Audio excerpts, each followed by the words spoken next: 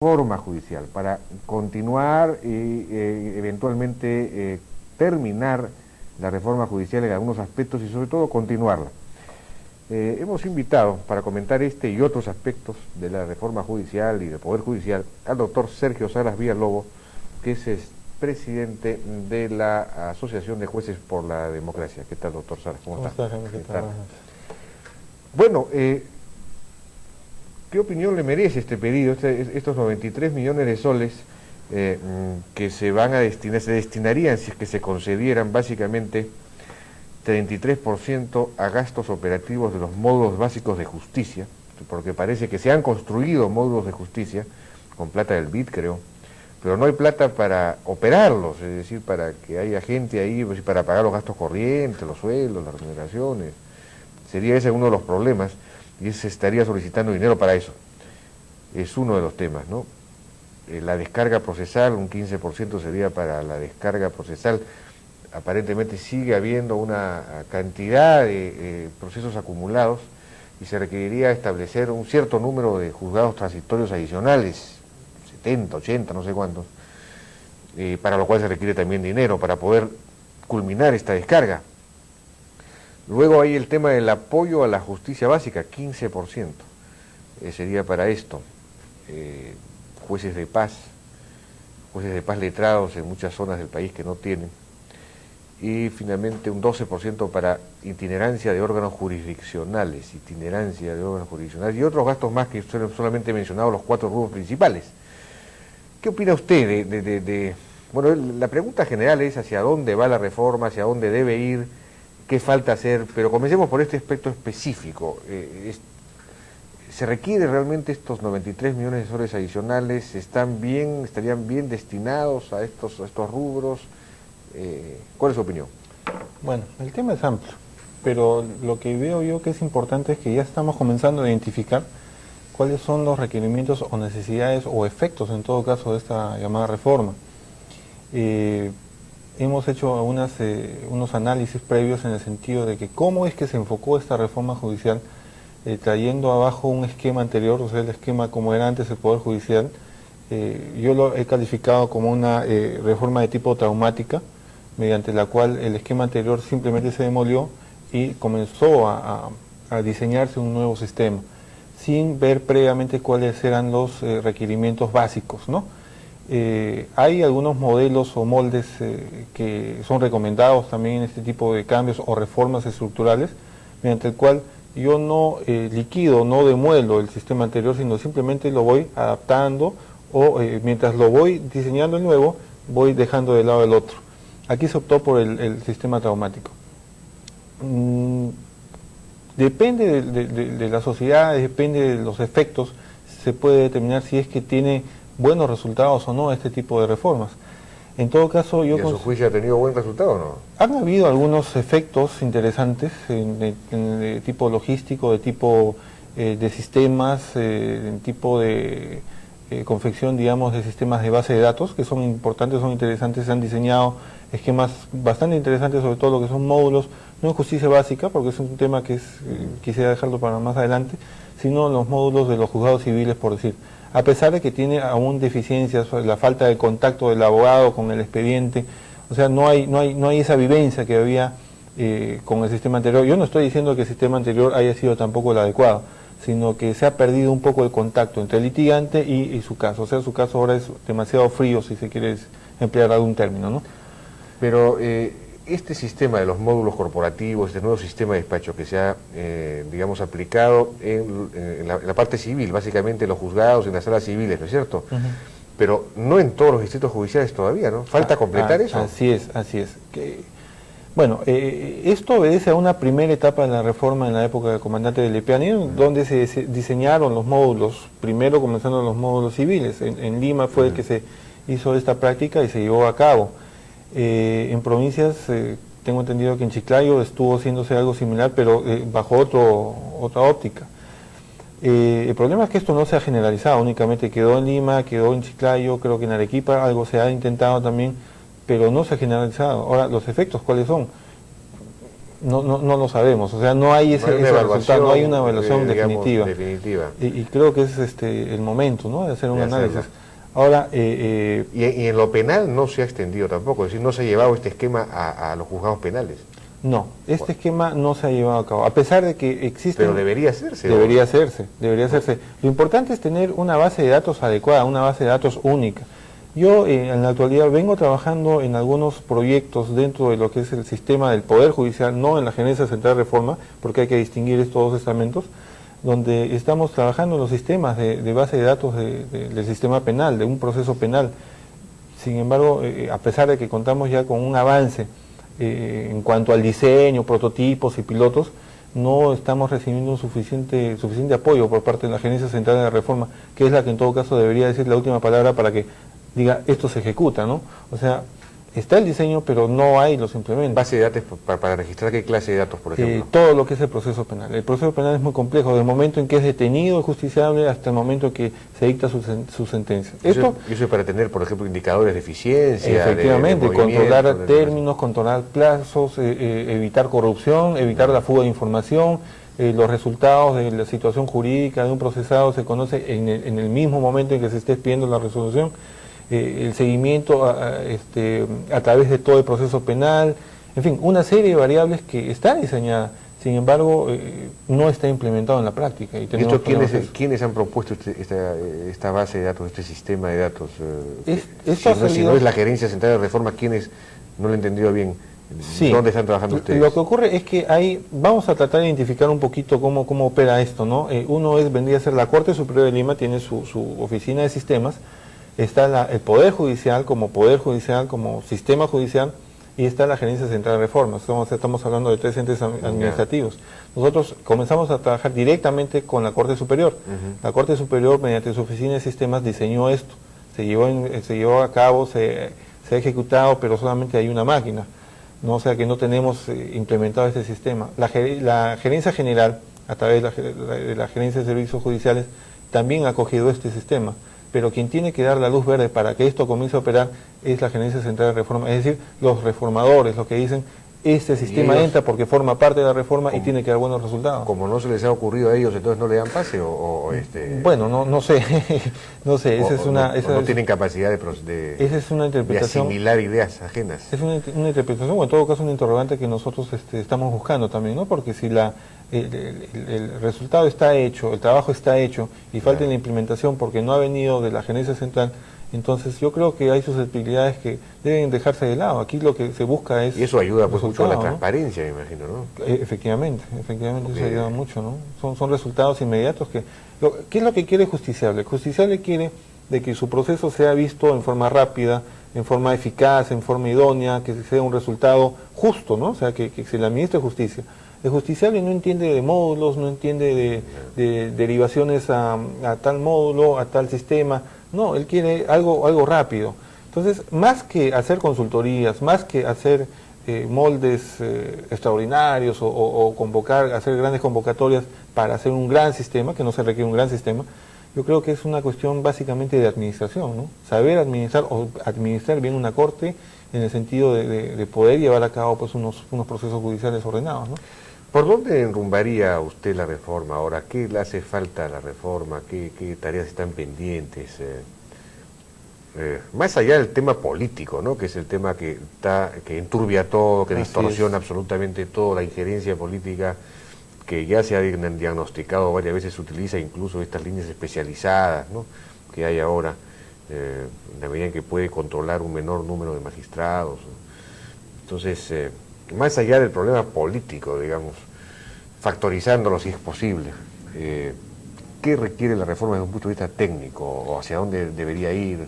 Bueno, tendremos que partir de identificar los elementos, de identificar dónde están los logros y las deficiencias. Hay un tema muy importante que usted ha mencionado, que es el tema de la descarga procesal. Yo creo que la descarga procesal se ha cumplido en un plazo bastante interesante.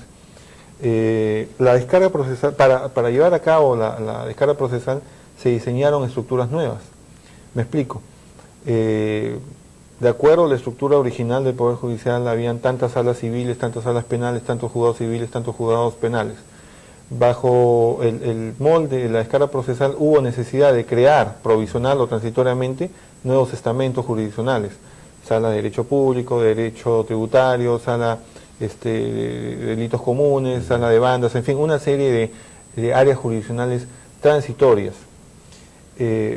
Hasta ahora no sabemos las cifras, cómo van en el sentido de la escala procesal, porque si se ha cumplido con ese objetivo, entonces tenemos que volver a rediseñar la estructura y simplemente volver a decir, bueno, lo que se creó debe continuar o no debe continuar, o en todo caso, debo formar nuevas áreas, ¿qué áreas debo formar? Bueno, ese es uno de los temas de la Corte Suprema, ¿no? La Corte Suprema tiene varias salas transitorias integradas por provisionales que se han convertido prácticamente en permanentes, ¿no? Claro. Creando una distorsión importante en la... Hay muchas áreas que han sido, efectivamente, han pasado a la competencia de la Corte Suprema. Por eso es que decía, no tanto, digamos, descarga a nivel de Corte Suprema, sino más abajo, ¿no? O sea, hasta las instancias inferiores, Corte Superior, juzgados, ¿cómo anda esa descarga procesal? Si es que ha surtido efectos, entonces yo creo que tenemos que rediseñar los esquemas. Y esto trae a colación otro tema, que es muy importante y viene debatiéndose, que a cada día vemos en los periódicos, que es el tema de la provisionalidad, sobre el tema de los jueces provisionales, el tema de que cuántas plazas de jueces titulares se requieren para nombrar tantos jueces titulares. Hasta el momento se está convocando a un concurso o un programa para capacitación, para ascensos de magistrados, pero no se tiene claro cuánto o cuántas plazas vacantes hay para acceder a titulares, ¿no? Entonces, ese es un tema muy importante. ¿Cómo va a quedar la estructura orgánica del Poder Judicial de aquí en adelante, ¿no? Yo creo que tenemos que analizar estadísticas, pero no estadísticas como números fríos, sino como resultados. O sea, la estadística sirve para hacer una proyección. ¿Y ese sistema, eso tiene que ver con las bases de datos de la que usted hablaba? ¿Ese sistema estadístico no existe? ¿No hay resultados claros? No, sí, se manejan estadísticas, pero las estadísticas, como repito, no deben tratarse en números fríos. O sea, la estadística, hay que analizarlas y ver qué están diciendo. Efectivamente, si es que ha cumplido el objetivo para el cual se diseñó este esquema o no, ¿no? Yo creo que la estadística, más que números fríos, 1 más 1 son 2, debe interpretarse, debe leerse de otra manera. Y eso me parece que tiene que abrirse un poquito más el campo de acción de lo que es el trabajo de los reformadores, ¿no? Ahora, yo le mencionaba el tema de la Corte Suprema porque ahí parece estar, digamos, la Corte Suprema, no se sabe bien por qué razón, efectivamente tiene ahora una serie de salas. Antes eran solamente 3, creo, ahora son como 6, porque por lo menos 3 son transitorias para descargar una carga acumulada que es muy grande. Creo que la Corte Suprema resuelve, no sé, 15.000, 20.000 casos al año, una cosa abrumadora y absurda. En lugar de cumplir funciones de otro tipo, de tipo jurisdiccional, de dictar políticas, de resolver unos cuantos casos y sentar de ahí de alguna manera jurisprudencia, ¿no?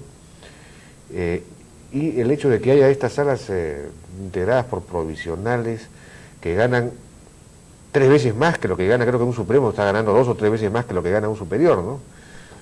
Entonces ahí se dice que una de las causas, uno de los elementos del control de la Suprema, del control político de la Suprema, tiene que ver con esa diferencia de sueldos, porque si un provisional forma parte de la Suprema, de una sala suprema, es decir, un superior, un vocal superior, forma como provisional parte de la Suprema, le sería pues muy difícil ya renunciar a ese sueldo que ahora gana y regresar a ganar 3 veces menos o 2 veces menos como superior, ¿no?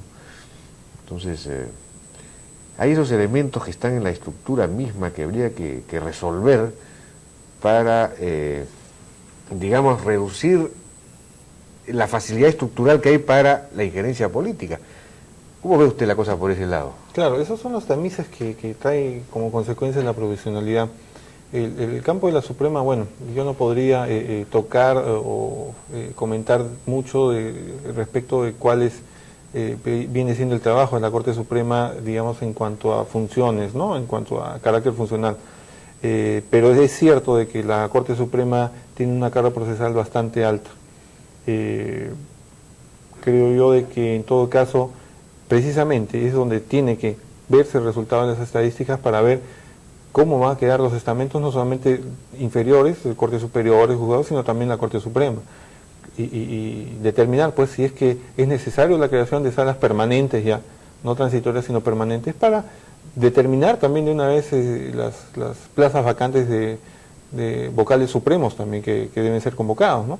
Entonces, es un tema que merece una inmediata atención. El tema de la provisionalidad hace mucho daño porque efectivamente trae a muchas confusiones, muchas interpretaciones, se maneja políticamente, que no es la intención, creo yo, de los magistrados tocar el tema de manera política. No politizamos absolutamente ningún tema de ese tipo, pero precisamente para evitar eso yo creo que una de las medidas urgentes que hay que tocar en estos momentos es el tema de la provisionalidad, previa determinación de las estructuras que deben quedar de aquí en adelante, ¿no?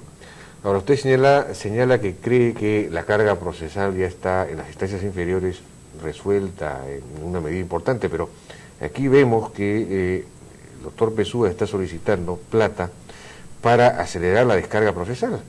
15% de los 93 millones de soles que está pidiendo, digamos, deben ser unos 12 o 13 millones de soles para crear un cierto número de juzgados. Me parece que recordar que eran como 80 o 100 juzgados nuevos, transitorios, para acelerar la descarga. O sea que aparentemente ellos se han identificado ahí, tienen algunos indicadores que les permite llegar a esas conclusiones.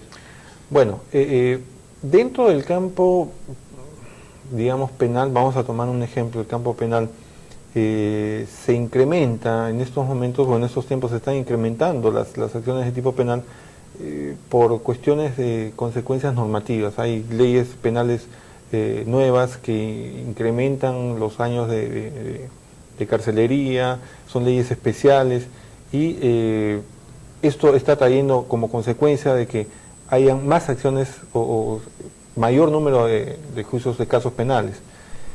Esto daría la impresión de que se estaría volviendo a una etapa nuevamente de carga procesal interesante, pero no tenemos cifras, al menos no conocemos cifras. Yo no digo que no tengamos cifras, las cifras están, pero sería interesante también darlas a conocer, ¿no? Claro. Para que los magistrados como operadores del sistema judicial sepamos cómo va nuestro trabajo y qué cosa es lo que vamos a afrontar más adelante. Ahora, para regresar al comienzo de la entrevista, la mayor parte de este dinero se destinaría a gastos operativos de los módulos básicos de justicia. ¿Estos módulos básicos de justicia hacen sentido? ¿Valen la pena? Bueno, es un tema bien interesante. Hasta donde tengo entendido, yo no quisiera afirmar al 100%, pero creo tener alguna información al respecto. Estos módulos de justicia básica fueron diseñados con la anterior gestión. Fueron diseñados incluso a propuesta y bajo diseño del doctor Marcos Ibaceta, antes el anterior presidente de la Corte Superior de Lima, y quedaron ahí.